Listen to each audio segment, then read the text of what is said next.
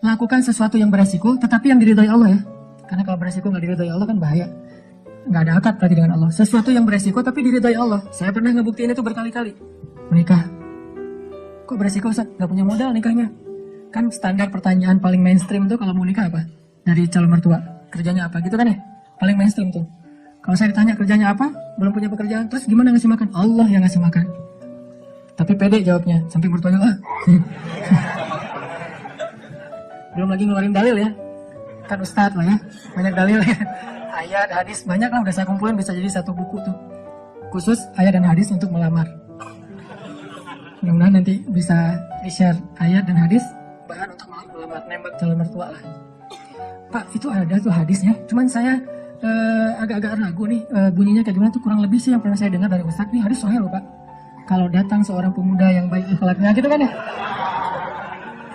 jangan ditolak.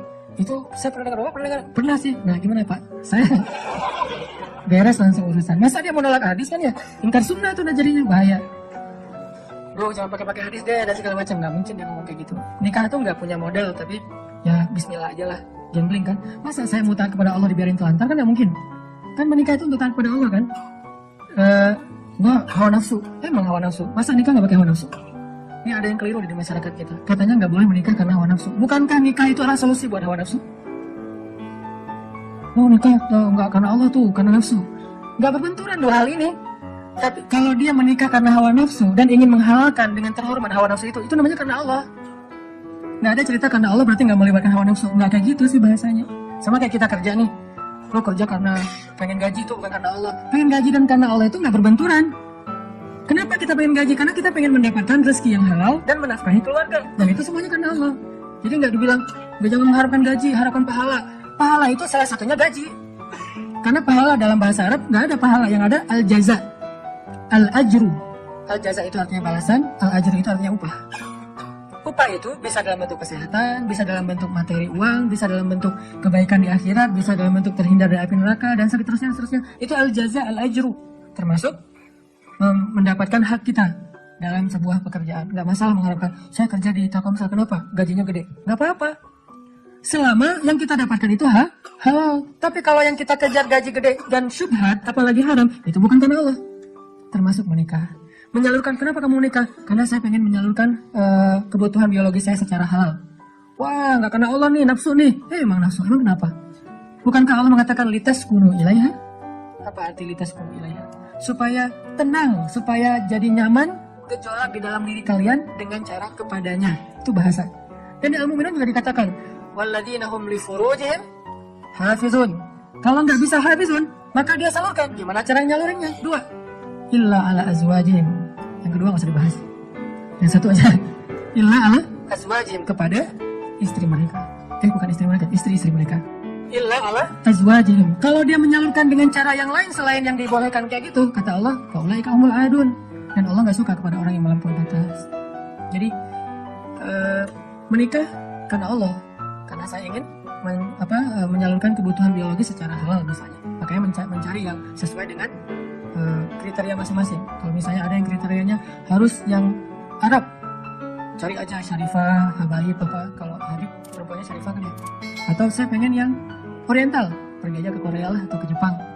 Saya pengen yang misalnya etnik, bisa di Indonesia misalnya. Ini mas selera, nggak masalah. Bukankah Nabi justru mengatakan memilih perempuan itu yang pertama justru fisiknya? Walaupun yang paling berharga bukan fisik, tapi tetap ditaruh yang paling depan. Karena itu yang ketahuan duluan kan. Kita nggak mungkin tahu kesolehannya langsung ketika awal ketemu, ini soleha banget nih, belum tentu. Ketika udah kenal dekat baru tahu ternyata dia rajin tahajud, rajin tilawah. Walaupun kadang-kadang kita ngelihat dia di Instagram postingan terakhir tilawah, alhamdulillah 1 juz hari ini misalnya. Bisa kayak gitu. Tapi rata-rata yang pertama dilihat fisiknya kan ya. Walaupun fisik banyak menipu sih, hasil editan segala macam. Pas ngeliat orangnya, lebih cantik dari di Instagram sih. Dia salah ngedit. Ini artinya teman-teman, kalau menikah itu karena Allah, kenapa takut? Bukankah Allah sendiri berjanji kalau mereka fuqara, apa arti fuqara? Nggak punya apa-apa. Kalau miskin masih punya apa-apa, cuma dikit. Kalau fuqara nggak punya apapun. Allah yang yughniyahumullah, Allah yang akan mencukupkan kebutuhan mereka. Oh, Allah yang cukupin, ya udah selesai. Nikah, datang, yuk nikah yuk. Gak gitu sih caranya. Terlalu polos kayak gitu mah pasti ditolak lah. adalah trik-triknya pasti teman-teman udah mempraktikkan, kalau nggak pasti status masih jomblo ya. Jomblo itu kurang kreatif menurut saya. Kalau yang udah nikah pasti kreatif banget, tahu banget cara-caranya gimana ya. Alhamdulillah berhasil. Setidaknya untuk dia berhasil setelah puluhan orang yang gagal misalnya. Kalau yang jomblo nih kayaknya harus latihan nih, belajar kepada yang udah nikah, nanti di kantor sambil istirahat sharing deh, gimana dulu nembak calon istri. Oh gitu aja. Gimana gitu aja, tahajud dulu. Ya Allah yang membolak-balikan hati. Hati dia memang ada di dalam tubuhnya, tapi pemiliknya bukan dia, tapi engkau ya Allah. Setahu saya nih, dia kayaknya hatinya ke si fulan. Dah saya mah nggak bisa kecuali dia. Ya Allah, ya Allah, ya Allah. Akhirnya berhasil. Dan saya ngebuktiin itu banget. Saya sering bilang, saya itu bukan tipe istri saya loh. Sangat bukan tipe istri saya. Ada 4 hal yang pantang buat istri saya. 4-4-nya ada di saya. Subhanallah. Kok bisa berhasil, Ustaz? Dia berdoa, ya Allah, jangan itu, jangan itu, jangan itu, jangan itu. Saya cuma berdoa sekali, ya Allah, please yang itu. Ternyata tiba-tiba ya, kelapa-kelapa nggak berhasil dia. Saya tanya, kenapa kamu milih saya? Bukankah 4-4-nya ada pada saya? Pertama, nggak mau orang Sumatera. Katanya orang Sumatera itu keras. Saya dulu. Orang Sumatera itu keras. Orang Aceh, Sumatera, kuliah di Mesir. Dan Mesir mah, Sumateranya Arab. Kan Arab juga ada Sundanya, ada Jawa ya. Sundanya Arab itu kayak Yaman. Itu Sundanya Arab, lembut-lembut. Sampai Nabi sendiri mengakui kan, orang Yaman itu hatinya lembut. Kalau Jawanya Arab tuh yang ulat gitu kerja tuh Palestina. Karena Palestina itu terkenal dengan keteguhannya. Tapi kalau Sumateranya Arab, yang ngomongnya keras gitu, belak-belakan, spontannya luar biasa, itu Mesir banget. Di Mesir nggak ada ceritanya kita nunggu Damri itu nggak ada. Yang ada ngejar Damri. Kita nunggu di halte, Damri ngeliat kita makin iseng tuh, dicepetin. Mahasiswa cepat begitu, kita lari ngejar. Yang nggak biasa naik Damri itu mahasiswa Malaysia, karena mereka kan beasiswa dari kerajaan, sehingga dianjurkan jangan naik Damri, naik taksi. Tapi kadang-kadang mereka kehabisan duit juga naik Damri, begitu turun berlawanan arah itu ngegelundung tuh. Kita di atas ketawa-ketawa aja, Malaysia. Bukan negaranya ya, orangnya karena terbiasa naik taksi, naik MRT. Dan kita mah Damri, desak-desakan. Kalau udah ramai dalam Damri marah-marah, sallu ala Nabi, udah sallallahu alaihi wasallam. Cara paling sederhana mendamaikan orang di Mesir itu suruh salawat. Wah, suruh humar segala macam. Mereka nggak ngomongnya kasar tuh, nyebutnya humar, keledai. Karena keledai itu kan simbol hewan yang bodoh di Al-Quran kan. Ya humar gitu kan segala macam, humar. Sallu ala Nabi, sallallahu alaihi wasallam. Mulai lagi gitu. Tapi pas salawat mereka bisa cooling down dulu dikit. Saking menghargai Rasulullah ya. Kadang-kadang ada juga yang sambil marah. Sallallahu ala Nabi, sallallahu alaihi wasallam. Di Mesir, orang Sumatera kuliah di Mesir, kebayang kan? Udah Sumatera itu mungkin agak keras, kuliah di Mesir. Jadi wataknya tuh terbentuk dengan 2 negeri. Alhamdulillahnya ketemu orang Jawa yang mungkin beda banget dengan Sumatera. Nggak mau dia orang Sumatera. Saya Sumatera. Sumatera Aceh pula. Dan Aceh di tempat markasnya GAM. Aceh PD. Dan itu kan GAM dulu banyak di situ ya. Terus yang kedua, nggak mau yang kulitnya dop. Dop.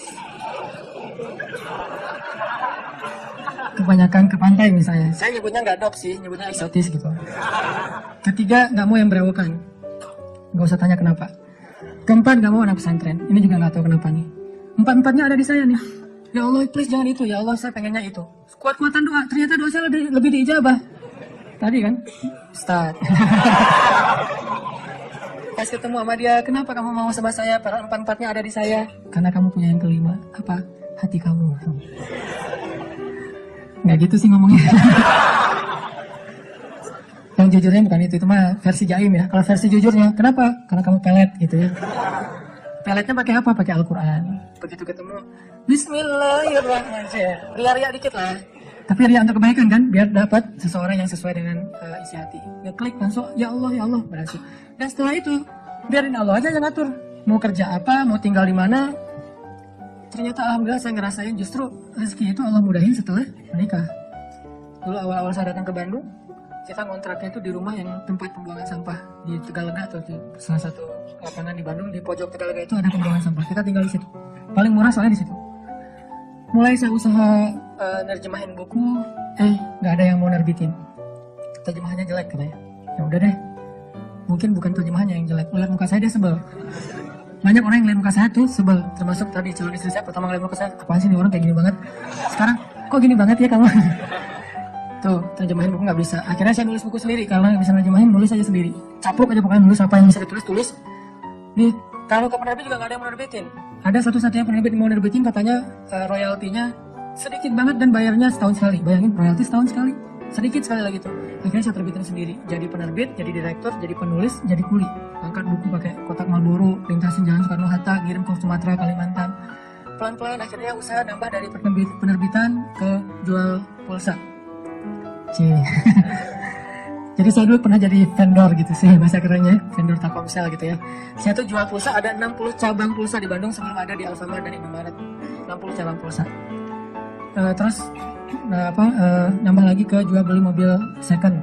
Beli, jual, dikira orang kaya banget, padahal gonta-ganti aja karena emang dijual. Tapi yang harga murah di bawah 100 juta, bukan yang mobil mahal. Terus coba-coba di properti. Ternyata Allah mudahin setelah menikah. Karena kenapa? Allah yang janjiin. Allah nggak mungkin ingkar janji. Gambling dikit lah di awal. Tapi di tengah dan di akhir kita akan melihat banget gimana Allah nunjukin kebenaran janji-janjinya.